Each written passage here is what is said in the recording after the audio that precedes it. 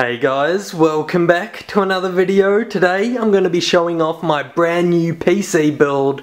I just ordered all of these parts a few days ago, so they're all using the latest technology, and probably by the time you're watching this video they will still be the latest, but make sure to check in the comment section and the upload date, because if you're watching this in like a year, of course all of these parts will be absolute trash and I wouldn't recommend buying any of them whatsoever.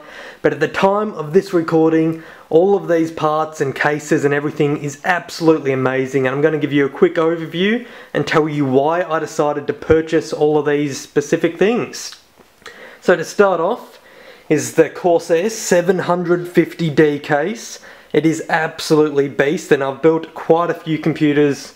Oh, actually I built one other computer in this case, but I've seen a lot of builds in it and that's why I knew it was good. I recommended it to my brother, and then after I built his computer in one of these cases, I had to get one for myself. It's got a massive window on the side, so you can see inside the machine. On the top, it's got dust filters you can pull off. Oh, sorry, there we go, the camera's adjusting. On the front, it's got a brushed aluminum, like steel, aluminum and steel, that's two different materials. What am I talking about? A brushed aluminum panel. You can't really tell on this camera. No, you can't, but you can press these things here and this just pops off and bam, then you got a fan filter and a bunch of fans. I just really like this look. It's just really clean, it's basic, there's no funny things coming out. It's just a square with a glass panel and a plain front. Really nice case, would recommend it. Now over to the parts. This is where it gets good, because some of these parts I would not recommend at all. But I did buy them myself, so I'm going to explain that. We'll start up here with the Seasonic. Out of breath already. The Seasonic 1200 watt platinum power supply. The reason why I decided to get this is because platinum efficiency does save you a little bit of power, and it's a little bit more robust and better. It's just better overall. And the non-platinum one and the like 850 watts, they were only like $50 to $100 cheaper. So I was like, I'm already spending thousands on this computer build, why not spend another $100, get a platinum 1200 watt power supply from Seasonic, which is my favourite power supply brand, and basically be covered for the rest of my life, because I can't imagine any computer builds that would need more than 1200 watts, but who knows, future could screw me over totally. But with my current knowledge, 12,000 watt platinum, can't get any better than that. That'll last me forever. Over to the left, we have the Corsair H105, what's it called, dual, I forgot the size of the fans, but it's a dual radiator. I'm going to chuck it on the top of the case right there, and it's basically a water cooling loop. So it's a pre-built water cooling loop. It is pretty much the same performance as a custom water cooling loop, so I see no point in wasting hours of my time and hundreds of dollars getting custom water cooling when I can just buy the Corsair one, chuck it in there, get some really good performance. Down below here is the GTX 970. Now the rest of my build is all premium parts and the best you could buy, but I decided to get a 970 instead of a 980 because you don't need it. It costs like an extra $300. And I didn't need the extra horsepower. I've got like a 460 in my computer at the moment, and it's lacking in a few games. I could turn the details up a bit, but this is like, how many generations? 1, 2, 3. It's 4 generations ahead of what I had, so I'm sure to be absolutely fine. And I always recommend getting the cheaper graphics cards and upgrading more frequently than buying the really expensive graphics cards. This was the cheapest one I could buy on the latest 900 series. I would have bought a 960 if they were available, but they weren't. So there we go, got myself a 970, cheapest latest series graphics card I could find. And from MSI, I normally would go ASUS, but they didn't have any in stock. So sorry MSI, you're not quite my #1 choice there, but there we go, it's got 4 gig memory, and that's pretty much all there is to say about that. Good graphics card. Definitely pick yourself up a 970 if you're buying a new computer at the time of this recording. Make sure to check the time, because if you're watching this in a year and you're going, oh, let's get a 970, it'll be absolutely trash by then. There'll be another generation out that'll shit on its performance, so do not get a 970 if you're watching this far into the future. On to the next thing. we've got the X99 Deluxe ASUS motherboard. Now, there was also cheaper versions of this, but as you'll see in a second, I didn't want to cheap out on the motherboard. I actually couldn't, because there was only a ASUS one in stock, and I love ASUS motherboard, so I couldn't actually cheap out on it, but I might have if I didn't get the CPU that I did, which I'm going to show you in a second. But ASUS make by far the best motherboards. Their advertisement, what am I saying? What's their team? They got a team, the PR team or whatever, wherever it is, they got a whole bunch of people going out answering questions. They have a massive development team. They have by far the best motherboards if you ask me. I've used pretty much every motherboard there is, and there's been problems with all of them except ASUS, so that's my recommendation. If you're looking for a motherboard, just get the cheapest ASUS one you can. Unless you're buying a really good CPU and you want to do some hardcore overclocking, then get the most expensive ASUS motherboard you can afford. And for me, that'd be the X99 Deluxe, so there we go. And it is also white. I was going to buy the white Corsair, what is it? I think it might be like 850D, some random name like that. I don't know what they named it, but it was a white one. I was going to get that and it was going to match the motherboard, but I changed my mind, so there we go. Down one more slot here. Auto focus for the win. Got the Samsung 840 EVO. This is by far, what I can tell, is the best SSD at the moment. I got the 500 gig version, and I've already got it in my computer at the moment. My old one, had to upgrade my old SSD that was only 60 gig that I built 4 or 5 years ago, was my last computer build. So my last one lasted 4 or 5 years, and this one I'm even smarter and better at building now, so it should last even longer, hopefully. But yeah, Samsung 840 EVO, the best consumer drive for SSDs you can buy, I would say, highly recommended.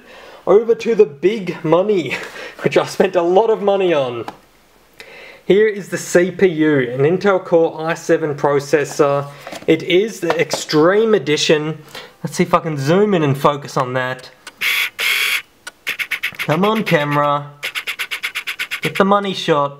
That is terrible focusing. Okay, whatever, I'll just read it out. It's Intel Core i7 5960X. It is extremely beast.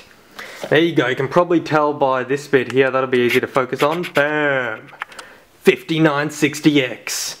The Extreme Edition processor of the latest Intel Enthusiast platform, which is the 2011-3, I believe.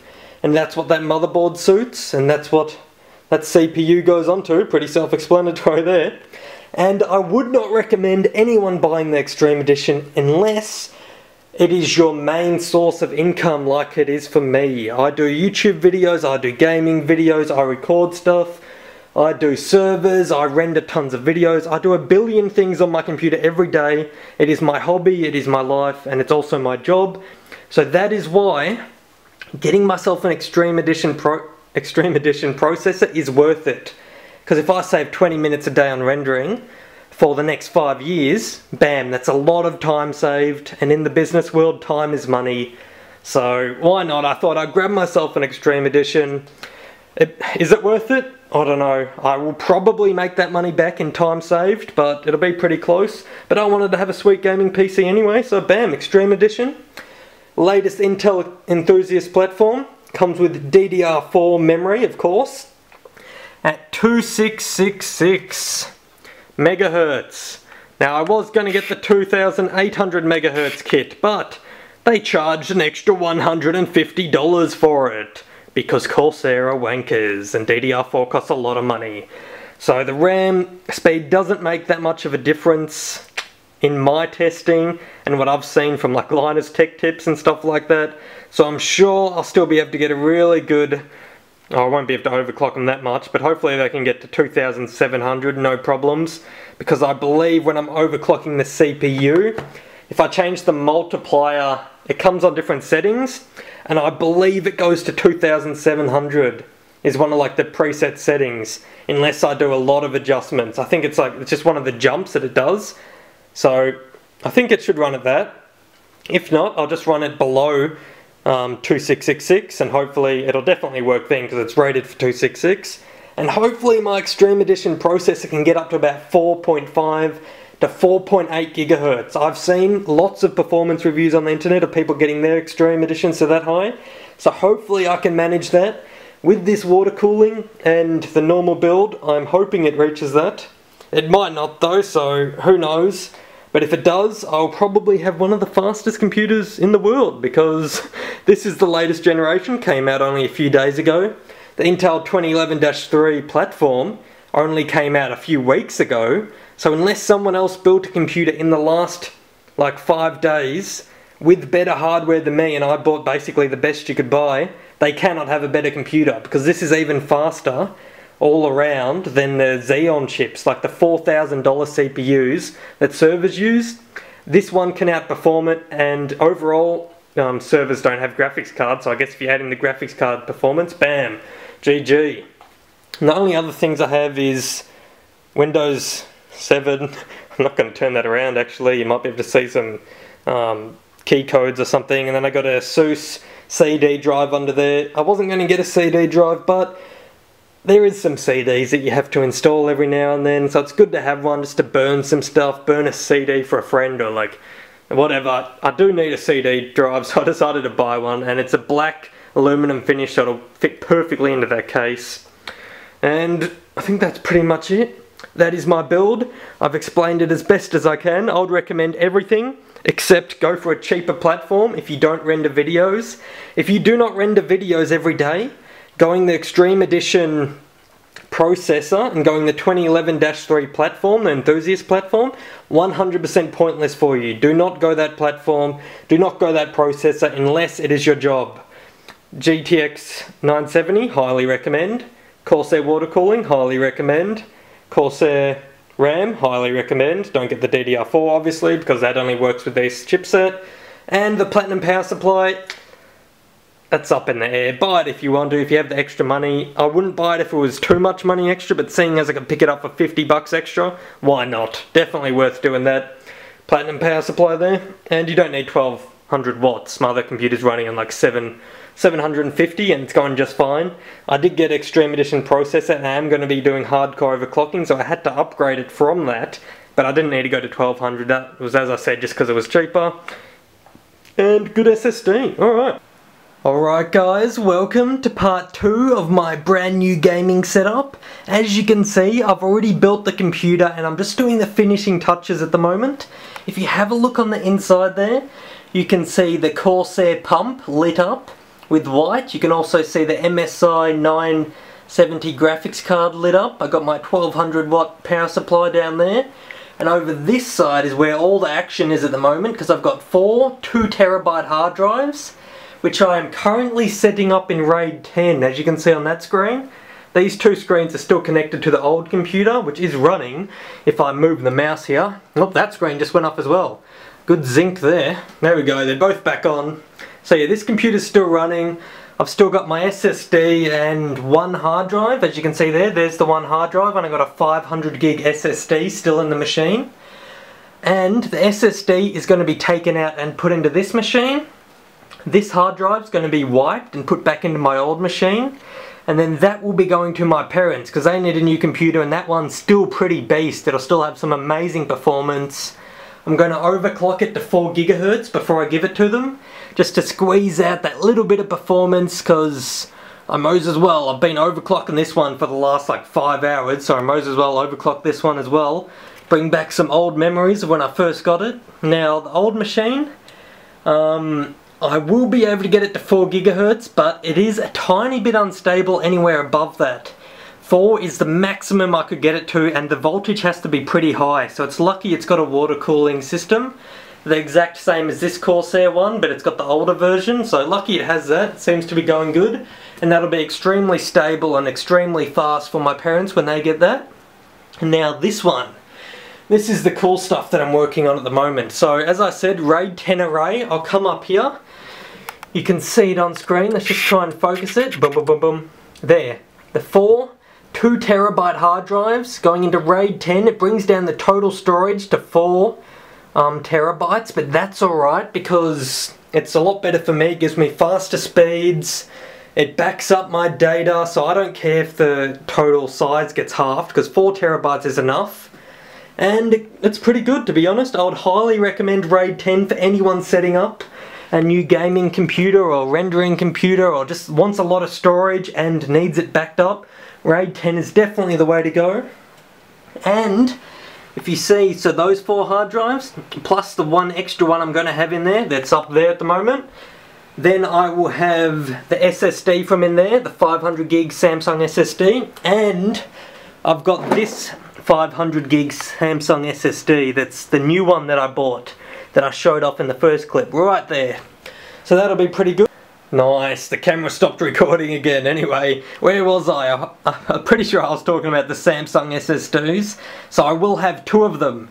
One will be for my operating system, and the other one will be for anything like games that I use a lot, like Minecraft or TeamSpeak, Mumble, all those Skype, all the applications that are open a lot, but I don't want them on the operating system one.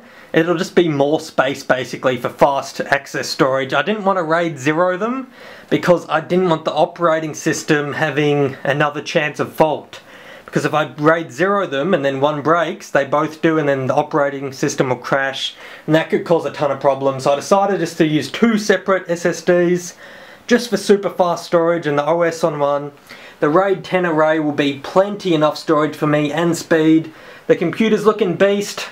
I got that one to 4 GHz, I got this one to 4.5 GHz. It could probably go higher, but seeing as it's going to be a heavy rendering machine, I don't want to overclock it over 4.5 GHz. I think that'll be plenty fine. I might even bring it down even more to like 4.2 just to be safe. I'd rather be safe than sorry, and I can always overclock it later when I do need the more performance. Alright, so there we go, that's my gaming setup. You can see it's actually pretty sick with the 2 mouses there and the 2 keyboards. Eventually in the future, when I do have another computer, I'm thinking of putting like a hot swappable keyboard here, and then just pulling this out, plugging it in, and then I can use the other computer on the screen next to me, and I could be rendering a video here and have a whole new computer on that screen that doesn't get affected at all. That'll be really sick, but I'm not going to do that at the moment because I don't have 2 computers, because I'm giving that one to my parents, but that'll be a sick thing to do in the future. And that looks pretty cool, having the old mice and the new Razer mice next to each other. There's the keyboard that's plugged into that. Now to wrap off this video, I did actually get something in the mail. Let's do a little zoom in here from DX Racer. They were nice enough to send me a brand new gaming chair, which looks absolutely sick. They sent me green, which was probably my favourite colour. I didn't even tell them what colour, so congrats for that, choosing a great colour for me. And it does have the lumbar support cushion that you can move up and down with these straps. It's got the removable pillow that you can, it's currently strapped onto the plastic there, but you can just take it off and put it around the top if you're a bit taller like myself. And yeah, overall really nice. It's got adjustable armrests. It was easy to set up. They basically sent it in 3 pieces. You just had to put them together and you're good to go. And besides that, it's a fairly comfortable chair. It's really rugged, really heavy. Can't see it breaking anytime soon. Now I've got a very hard decision between choosing from that chair or the brand new DX Racer chair. I think I'm going to go the DX Racer chair only because it has the back support and the pillow so I can lean back. That is the advantages of this chair, so comfort. But the advantages of my old chair was if it was really hot in here, then the mesh would stop me from sweating and it just helps you breathe more. But seeing as I have a pretty good house now with air conditioning, I don't have to worry about it getting too hot, so I can switch over to this chair and get the extra comfort, which will be definitely worth doing. So thank you to DX Racer. They've been a massive, massive help giving me this chair. This will give me a lot of good times. I can tell it looks extremely comfortable. I just want to sit in it right now. So thank you for that, DX Racer. What do you guys think about my new computer? And tell me if you're a computer nerd and you like that setup. The RAID 10 array, the 2 SSDs, the brand new everything, basically Extreme Edition CPU. It is a beast computer. Thank you so much for watching. You can check out the rest of my setup in another video on my channel. I'm sure there's like a million. And that is it, guys. Chuck the video a like and I'll see you later. Fuck, I pressed the wrong button again. See you later, ×2.